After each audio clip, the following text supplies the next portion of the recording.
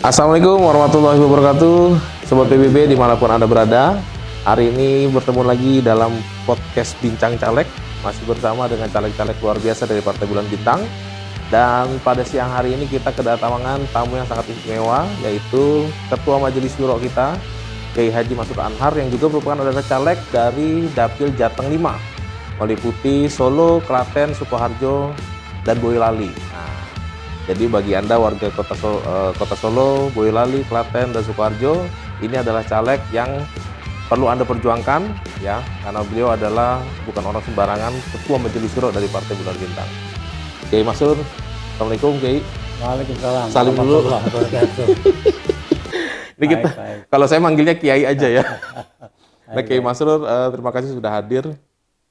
Jadi teman-teman, Kiai Masrur ini selain nanti kita bincang-bincang mengenai visi misi dan latar belakang beliau sebagai caleg, juga kita akan bincang beliau adalah Dewan Pengarah Kiai ya? Penasehat.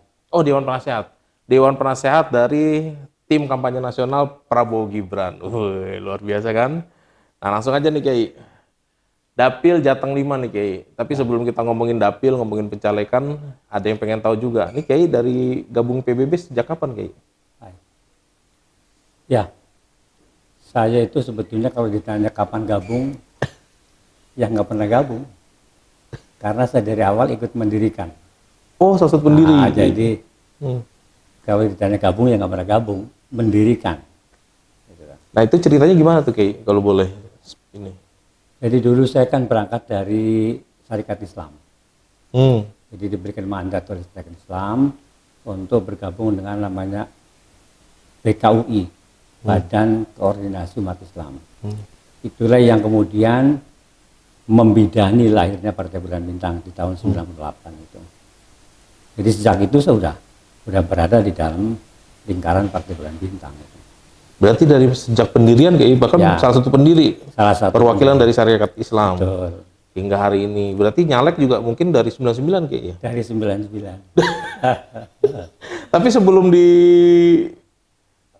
sebelum PBB sih, tahun 98 berdiri, berarti Kiai memang sudah aktif di di Syarikat Islam berarti ya? Ya, saya memang berangkat, belum pernah berpartai saya itu. Jadi di Bulan Bintang adalah yang pertama dan insya Allah yang terakhir. Nah ini Sobat PBB yang kita bisa ambil pelajaran dari tokoh-tokoh ayah-ayah kita ini ya, beliau ini orang-orang yang punya ideologi ya, punya garis ideologi yang kesetiaan pada perjuangan pada partai itu luar biasa. Jadi kalau anak muda sekarang suka pindah-pindah kayak ya. Kalau yang beliau-beliau ini saya tuh sekali berpartai setia sampai akhir begitu. Nah, saya dengar cerita nih Kiai dulu juga aktivis Islam ya Kiai ya. Dulu ada yang suka bilang kalau Kiai Masrur itu zaman mudanya itu hanya ada 2 barang di tasnya katanya. Betul Kiai ya? Satu Quran, yang kedua golok katanya tuh Kiai. Betul gak Kiai? Betul. Itu gimana ceritanya Kiai? Ya karena namanya anak muda ya, anak muda. Ini zaman muda umur ya, berapa Kiai? Ya umur 20-25an kira-kira gitu ya. Oh masih muda ya? Belum 30 lah, belum 30. Zaman Orba itu Kiai berarti? Ya karena memang kita punya idealisme, jadi salah satu wujud idealismenya adalah kemana-mana baca Quran. Memang era ketika itu. Kemudian yang kedua karena ya barangkali itu jaga-jaga kali ya. Jadi selalu membawa dalam ransel itu ada tambahan, ada senjata seperti golok itu. Tapi bukan untuk yang berniat jahat enggak, tapi untuk kepentingan jaga-jaga lah. Zaman itu. Zaman itu ya Kiai ya. Terus Kiai juga ini saya riset sedikit nih. Beliau salah satu tokoh yang keras juga waktu memperjuangkan jilbab Kiai ya. Itu gimana Kiai? Ada cerita ya? Memang ketika tahun 80 sampai menjelang 90, dulu kan ada Dikbud, namanya Dikbud dulu. Itu ada edaran yang melarang anak SMP, SMA yang berjilbab supaya keluar. Nah sebagai muslim yang apalagi kebetulan saya itu memang tugasnya di samping sebagai Muslim juga sebagai dai ketika itu terpanggil untuk melakukan advokasi kepada anak-anak yang dilarang pakai jilbab di sekolah. Zaman dulu tuh dilarang Kiai. Dilarang, dilarang. Di zaman Orba. Betul. Dilarangnya dari pemerintah pusat atau kebijakan sekolah-sekolah? Ya edaran dari pusat. Oh berarti pemerintah Edaran pusat. dari pusat. Makanya itu kan Dilarang jilbab. dilarang. Tahun? Ya sekitar tahun 85, 86, 87 gitu ya. Saya baru lahir tuh. Dan larangannya bukan sekedar larangan biasa. Tapi yang pakai jilbab itu kadang-kadang kalau bertahan itu dibilang gila lah, dibilang PKI lah begitu. Loh, Jadi memang stempel yang diberikan kepada anak-anak kita yang pakai jilbab luar biasa, jelek betul. Nah, saya terpanggil untuk melakukan advokasi. Nah, saya datang ke sekolah-sekolah yang kebetulan melarang anak-anak pakai jilbab. Nah, tapi dari pengalaman yang saya datangin itu alhamdulillah rata-rata ya setelah saya datang kemudian diperbolehkan. Walaupun ada yang ketika saya datang dengan bahasa yang halus, yang setengah kasar, bahkan ada yang lebih kasar itu kan, dalam arti keras untuk menekan agar supaya anak kita diperbolehkan pakai jilbab itu. oh jadi walaupun itu edaran pusat, tapi kalau kita advokasi di sekolah masih ada toleransi gitu Kiai? Ya, karena kalau saya baca edaran itu memang ketika itu ya, itu quote and quote itu ada kecurigaan. Edaran itu ada kecurigaan, kenapa?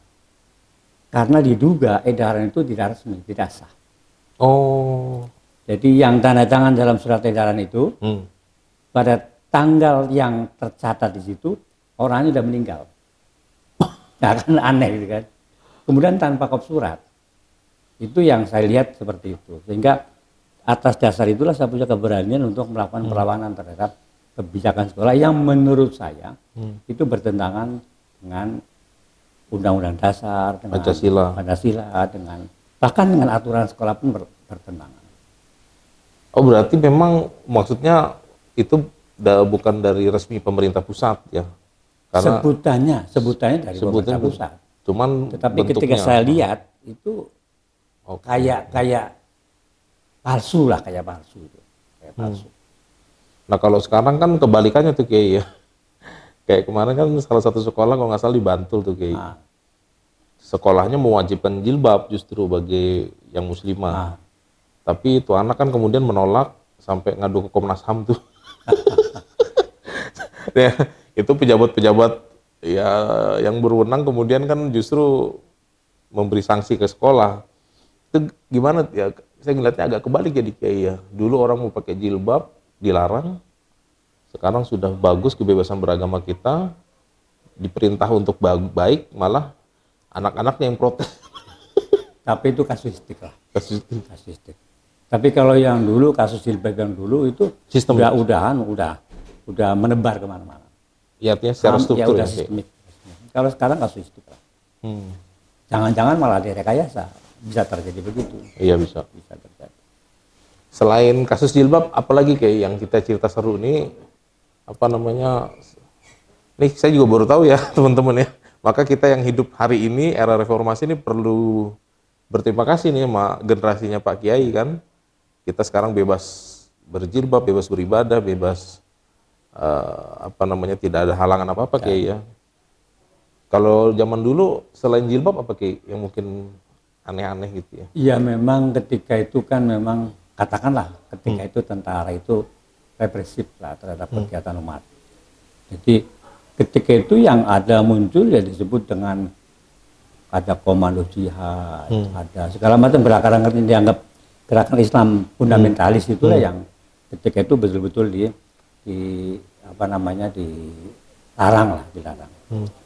Walaupun sebetulnya dalam Islam kan nggak ada istilah Islam fundamentalis, nggak ada.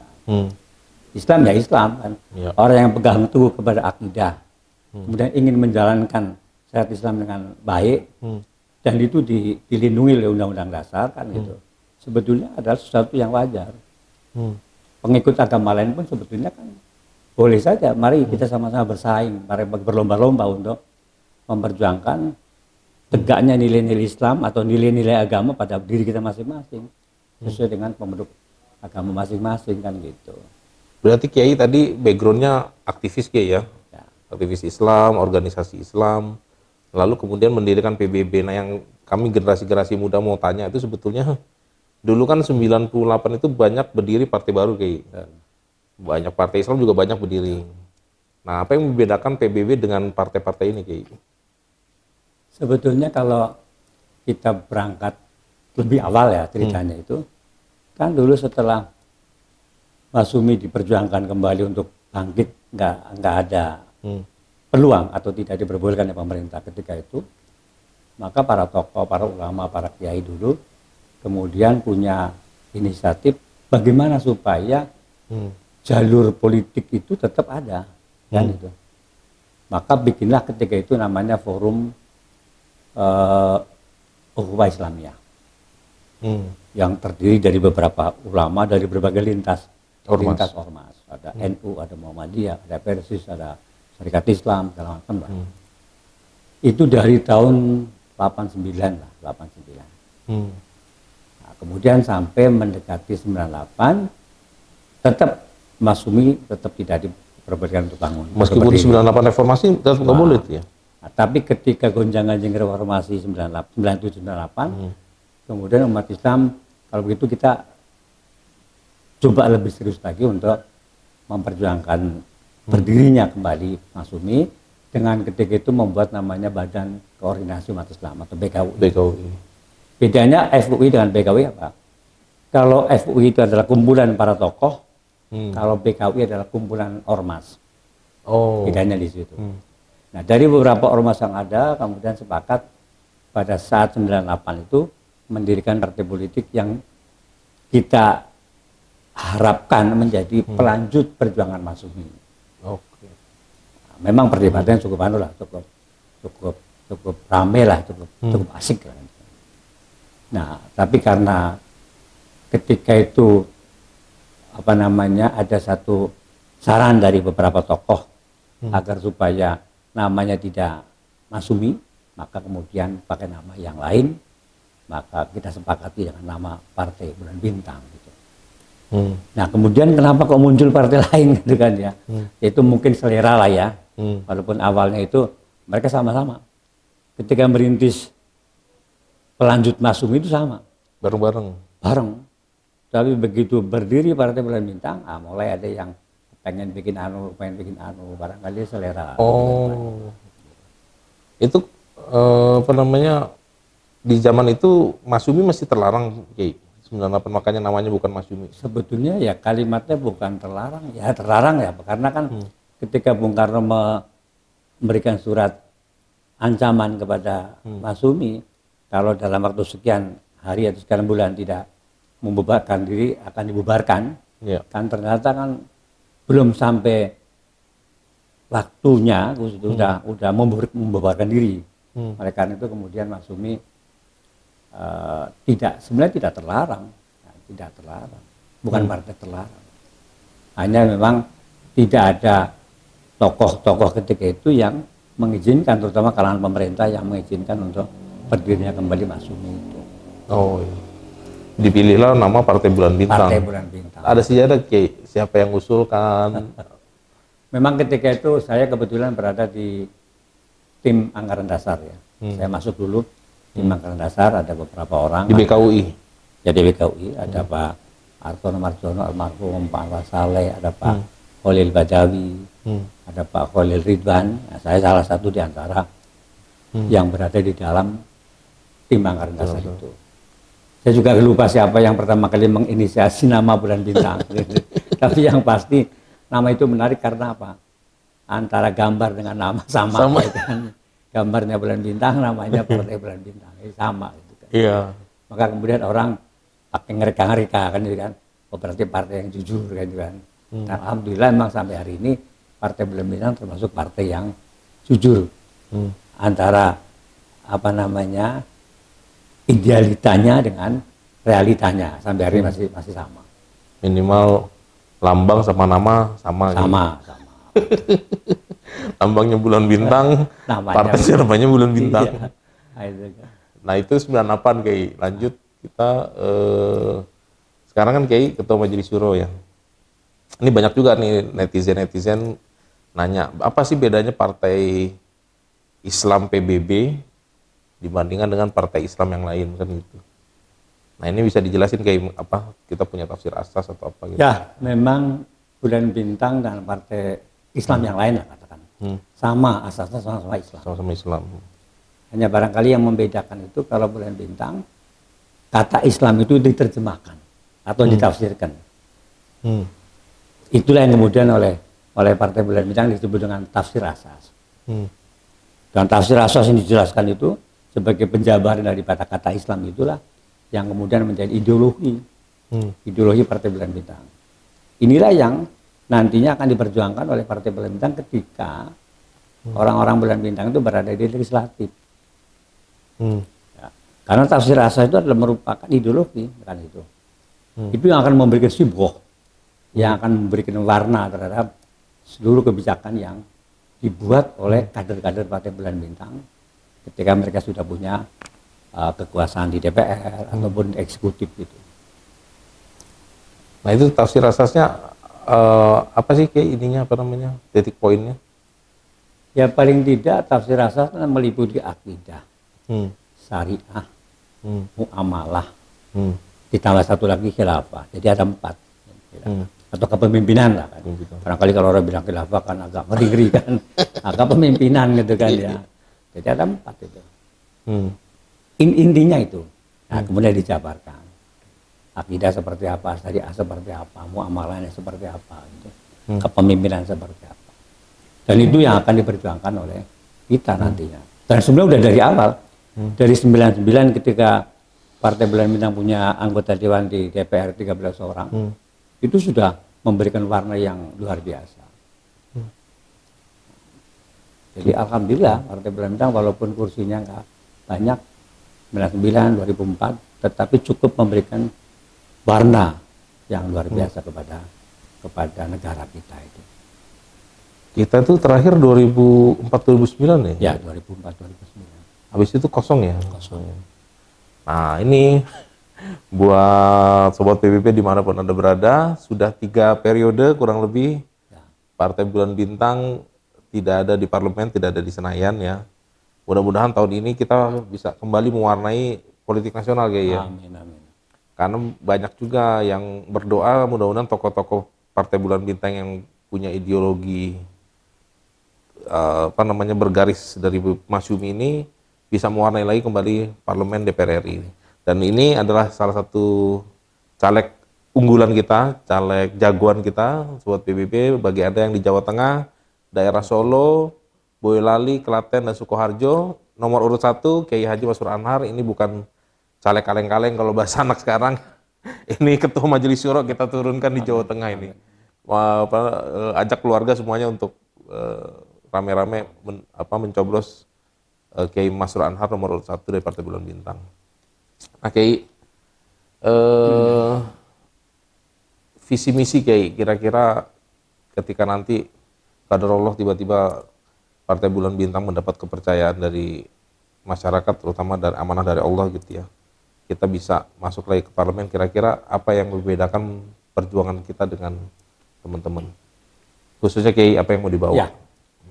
Kalau visi yang tercatat, tertulis dalam anggaran dasar rumah tangga partai itu kan jelas.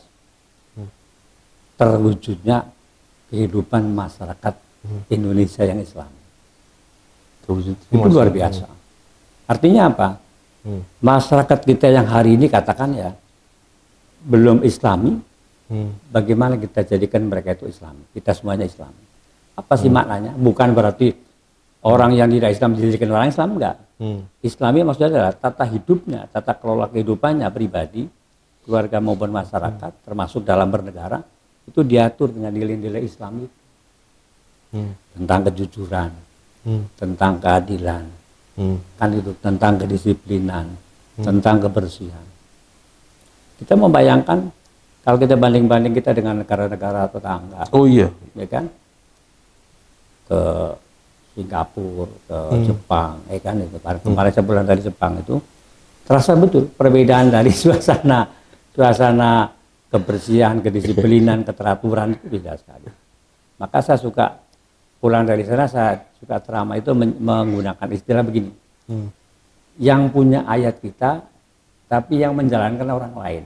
Kan gitu kan. Yang punya ayat kita. An-nadzafatu syatrum minal iman. Kebersihan adalah bagian daripada iman. Kita yang punya. Tetapi pada tataran implementasi, pelaksanaan, orang lain yang melaksanakan, kita enggak. Kita itu belum bersih. Belum jaga kebersihan. Kita buang puntung rokok sembarangan. Ya. Kan itu kan. Kita buang sampah sembarangan. Bahkan kalaupun ada larangan di tembok, ya kan, dilarang buang sampah, itu kan bahasa yang cukup halus, dilarang membuang sampah. Tapi kadang-kadang karena udah ditulis dilarang membuang sampah, tapi ada juga yang membuang sampah di situ, kemudian ditulis dengan bahasa-bahasa yang kadang-kadang kasar. Akhirnya apa, tidak mendidik, ya, karena ternyata tidak bisa. Nah, kondisi ini tidak mungkin akan bisa kita wujudkan kebersihan, kedisiplinan segala macam itu kalau hanya pakai tulisan di tembok, hanya omongan kita, para ustadz, para kiai, para ulama, nggak cukup. Itu harus dalam bentuk aturan, dalam bentuk aturan-aturan main, undang-undang. Itulah yang membuat orang itu kemudian mematuhi, karena ada sanksi kalau aturan itu. Tapi kalau omongan kita, tulisan di tembok, walaupun tulisannya yang buang sampah di sini tabrak kereta, masuk neraka, tapi orang nggak takut. Tapi kalau aturan negara yang bikin, maka ada sanksi ketika tidak mematuhi aturan itu, kemudian ada sanksinya apa kan gitu. Nah itu pentingnya berpartai, berpartai dalam rangka itu. Bagaimana merebut kekuasaan, setelah punya kekuasaan, bagaimana membuat aturan-aturan yang aturan itu supaya dipatuhi oleh rakyat. Kalau nggak begitu ya, berapa banyak nasihat-nasihat, ya, tausiah-tausiah yang diberikan para ustadz, para kiai, para tokoh, ya kan, itu ya masuk kuping kanan, keluar kuping kiri, nggak ada asarnya, nggak ada bekas. Tetapi begitu dalam bentuk aturan main, dalam bentuk undang-undang, peraturan-peraturan, nggak usah pakai berbusa-busa di dalam ngomong, kan itu, orang akan patuh. Contoh yang sederhana, contoh yang baru, masih hangat itu, kemarin kasus COVID. Siapa yang tidak mau suntik suntik apa itu kemarin? Vaksin, ya kan? Sampai 1, 2, 3. Karena apa? Kalau tidak pakai suntik, tidak bisa naik kereta, tidak bisa naik pesawat, tidak bisa masuk mall, kan gitu kan. Bahkan tidak bisa berangkat haji. Mau Masjidil Haram, mau Masjid Nabawi, mau ke Raudhah, harus pakai ngisi aplikasi, kemudian ada mencantumkan udah pernah suntik ini dan seterusnya. Itu pentingnya yang namanya aturan. Dan aturan itu yang buat adalah orang yang berada di lembaga legislatif. Kan itu. Maka Bulan Bintang komitmennya adalah itu. Bagaimana kekuasaan legislatif itu orang Bulan Bintang ada di sana. Bagaimana kekuasaan eksekutif Bulan Bintang ada di sana. Bagaimana kekuasaan yudikatif orang Bulan Bintang ada di sana. Saya teringat ini kayak apa ucapannya Pak Yusril ya. Tidak ada gunanya segudang kepintaran tanpa segenggam kekuasaan. Artinya betul sekali. Dan kita kalau ini Sobat TBB ya, kita punya caleg itu luar biasa kayak ada Kiai Masrur, ada Pak Yusril, ada kita punya wakil ketua umum bagus-bagus, the best gitu. Tapi sayang kita punya ketua mahkamah partai ya, Dr. Fahri Bahmi segala macam. Jadi sayang kalau orang-orang caleg-caleg ini kemudian tidak bisa atau tidak punya segenggam kekuasaan tadi kayak untuk bisa berbuat sesuatu pada yang baik untuk masyarakat gitu. Nah ini mohon dukungannya nih teman-teman. Sekali lagi Dapil Jateng 5, Solo, Sukoharjo, Klaten, Boyolali. Nah, ini caleg DPR RI yang akan mewakili kita di Senayan, Kiai Haji Masud Anhar nomor urut 1. Nah lanjut Kiai, sekarang kan kita kalau kita lihat hari ini Kiai ya, itu kan agak mengkhawatirkan kalau saya, khususnya saya masih punya anak kecil nih. Itu kan pergaulan begitu bebas, akses internet yang kita nggak bisa kontrol. Kita ngontrol YouTube anak supaya nggak bisa buka macam-macam, ternyata ada aja tuh iklan apa gitu muncul. Terus kalau kita belajar hari ini kan adab, akhlak. Ah. Anak-anak sekarang tuh beda sama kita dulu ya. Kemarin anak saya tuh ini kayak bingung dia. Begitu saya lagi olahraga pagi tuh, ada ibu-ibu udah tua, dia ngomong gini, Randi ya katanya. Saya tengok gitu kan. Terus saya ingat ini guru saya waktu SMP. Terus saya turun, saya cium tangan gitu. Terus anak saya heran, Bapak ngapain cium tangan sama ibu itu katanya kan? Kan bukan siapa. Loh itu kan guru Papa SMP gitu. Kan ketemu guru Salim. Itu kan dibilang udah guru, maksudnya udah lama lah, guru lama. Kalau kita kan dulu punya adab, guru dimanapun cium tangan gitu ya. Saya ngeliat anak-anak sekarang itu apa namanya, udah nggak, hampir masih ada lah, cuman sudah mulai memudar gitu ya. Terus pornografi segala macam. Nah ini gimana nih kayak PBB kira-kira bisa bikin apa ya supaya menjaga adab akhlaknya anak-anak zaman hari ini nih yang ada gitu. Dalam dunia dakwah ya, kalau kaitan dengan dakwah politik sebenarnya dengan dakwah kan ya beririsan ya, beririsan. Tapi dalam rangka marketingnya atau dalam rangka memasarkan dakwah itu atau memasarkan politik sama. Kalau saya menggunakan istilah pakai 4 bil, 4 bil, 4 bil, ya kan? Pertama bil lisan, pakai mulut, pakai ngomong, seperti kita ini kan, itu ngomong. Nah, kelemahannya ngomong itu apa? Orang lupa masuk kuping kanan, turun kuping kiri kan itu kan. Oleh karena ini ditambah yang kedua supaya nggak masuk kuping kanan keluar kiri, ada bil tulisan, pakai tulisan. Jadi diabadikan dalam bentuk tulisan. Maka ada momentum, ada apa namanya, ada memori gitu kan. Nah, ternyata itu juga tidak semua orang bisa baca. Maka perlu yang ketiga, namanya bil lukisan. Bil lukisan apa? Dengan tampilan, dengan gambar, dengan keteladanan. Itu namanya bil lukisan. Makanya kadang ada orang mengatakan penceramah itu kan, kalau ceramah mestinya menjadi tuntunan, tapi yang terjadi adalah jadi tontonan. Karena apa? Karena hanya menggunakan lisan terus. Sementara film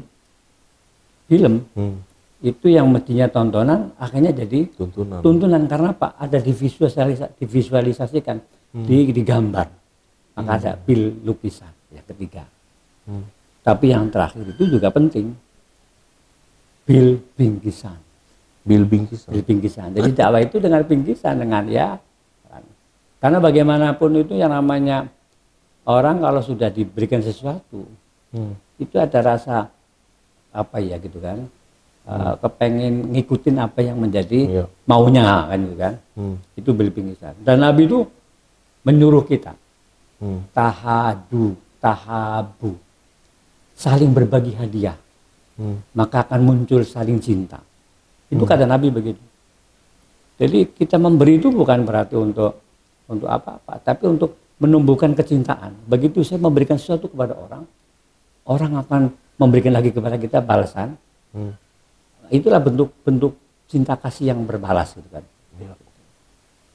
Nah, jadi 4 itu penting dalam interaksi kita di dalam berdakwah, di dalam berpolitik itu. Itu bisa dipakai kemana-mana. Nah, itu 4 bil. Nah, itu kan bahasanya gitu. Nah ini Kiai ini kan sekarang Kiai gabung di Dewan Penasehat Prabowo Gibran. Nah ini ada cerita apa Kiai? Prabowo Gibran. Ya. Pertama kita dari awal memang sudah, bahkan bukan dari awal.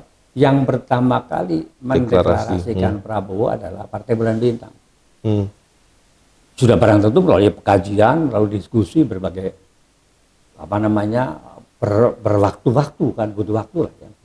Akhirnya partai memutuskan kita dukung Pak Prabowo, kemudian kita deklarasikan yang pertama. Dan alhamdulillah respon dari partai-partai lain luar biasa, hanya ngikutin kan itu kan. Nah tahapan berikutnya ketika cawapres yang dicari, memang ya terjadi perdebatan juga, waktu itu masing-masing memberikan usulan. Tapi ketika hari ini ya partai sudah menyepakati Gibran sebagai anak muda untuk menjadi capres, kita nggak bisa nolak. Itu adalah merupakan satu pilihan terbaik untuk kita. Terlepas daripada orang ngomong macam-macam ya. Tetapi kalau saya melihat adalah pilihan terbaik. Bayangkan anak muda loh, 36 tahun, itu berani tampil sebagai calon wakil presiden, itu luar biasa. Dan orang mengatakan tuh ingusan lah, masih bau kencur lah. Itu persoalan persoalan orang nggak suka ya. Orang nggak suka. Tapi kalau kita lihat dari cara pidatonya coba, begini. Ya, saya bukan memuji berlebihan enggak, tapi memang itu. Bayangkan anak muda tampil di depan khalayak orang, ramai yang senior, itu berani tampil dengan santai begitu kan. Luar biasa, itu luar biasa kalau saya lihat itu. Kalau dalam Islam sendiri, usia-usia muda gitu emang ada syaratnya nggak sih, Kiai? Atau gimana dari dari sejarah Islam ya?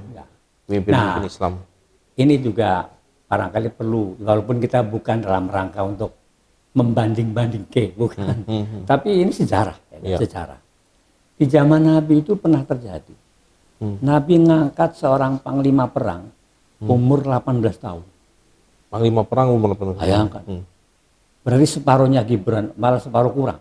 18 tahun. Kalau anak SMA berarti baru tamat SMA, kira-kira gitu ya. Iya, baru tamat SMA. 18 tahun, namanya Usama bin Zaid.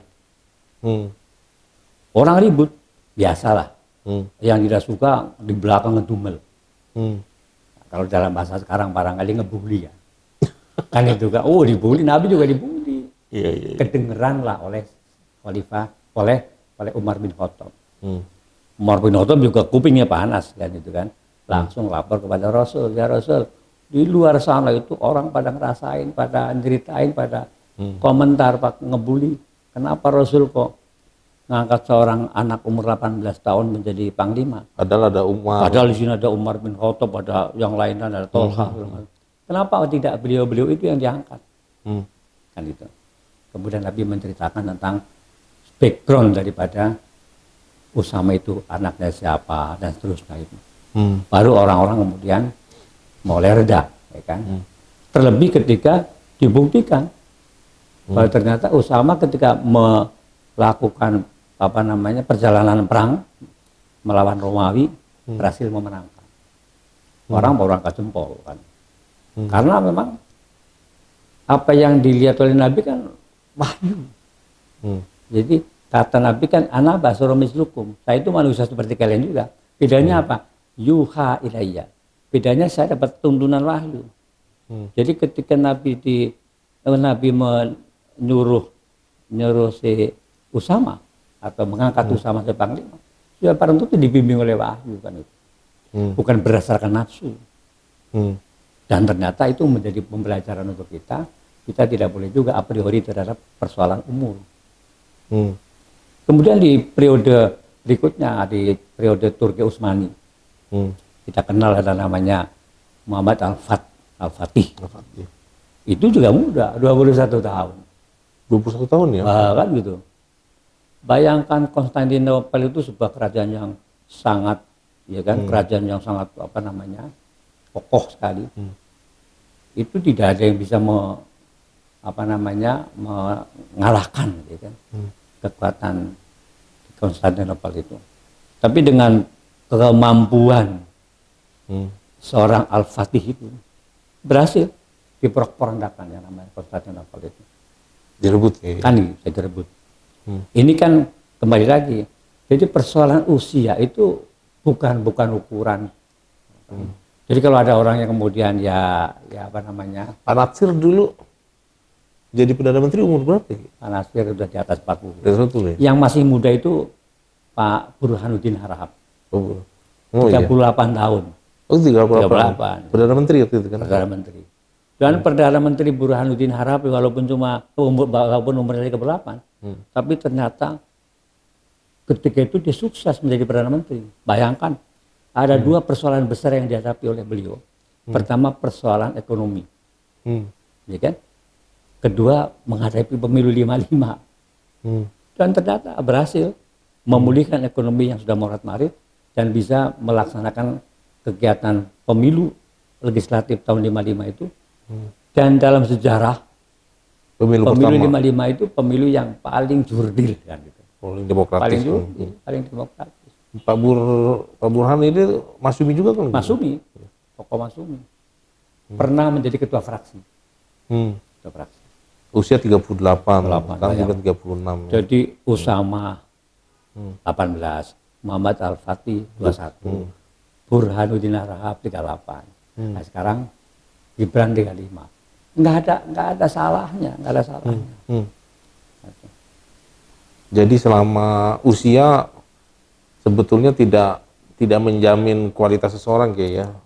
Anak muda juga sebetulnya dalam sejarah, bahkan kalau Muhammad Al-Fatih, kalau nggak salah saya dengar dia kan sudah dinubuatkan di hadis kayak apa namanya, yang bisa menaklukkan itu adalah pemimpin terbaik dan pasukan yang terbaik. Ya. Gitu. Jadi artinya memang beliau umur 21 tahun pada saat itu dia sudah jadi yang terbaik. Gitu. Yang terbaik. Gitu. Makanya kalau dia bisa rebut Konstantinopel sesuai dengan hadis Nabi, kalau enggak kan sudah berkali-kali dicoba itu kan kayak dari ayahnya, kakeknya juga nggak bisa. Nah ini teman-teman, jadi apa namanya, justru kita bersyukur hari ini ya, ada muncul generasi baru, generasi anak muda dalam sosok Mas Gibran. Kalau orang bilang, ada yang bilang nepotisme kayak, jadi nepotisme itu kan urusannya kalau tidak dikontestasi kayak ya. Tapi ini kan semua demokrasi dan itu semua dikontestasi, artinya Gibran juga nggak sekonyong-konyong apa bahasanya, nggak tiba-tiba terus jadi wapres, kan dia harus bersaing juga dengan pasangan yang lain, dengan Pak Anies Muhaimin, dengan Pak Ganjar Mahfud, bersaing gitu. Yang pasti Gibran itu kan berproses. Pernah jadi wali kota, paling tidak sedang 2 tahun. Ketika nyalon wali kota, yang mimpin doa itu saya. Waktu apa? Waktu nyalon wali kota. Oh iya. Yang mimpin doa itu saya. Gitu oh, dapil kiai ya. Makanya alhamdulillah menang, kan itu kan. Itu doanya menang itu kan. Oh, yang doain ketua majelis syuro PBB. Menang ya kan. Alhamdulillah gitu kan. Baru 2 tahun, terus apa namanya, secara apa, kalau orang Jawa tuh bebet bobotnya jelas ya. Ya tiap hari interaksi dengan presiden. Iya, belajar nggak mateng lah, ya kan? Belajarnya nggak dari buku. Nggak akan dari buku, langsung praktek, ya kan itu mateng itu, insya Allah. Gitu kan. Mentornya langsung presiden. Mentornya ya? Presiden kan?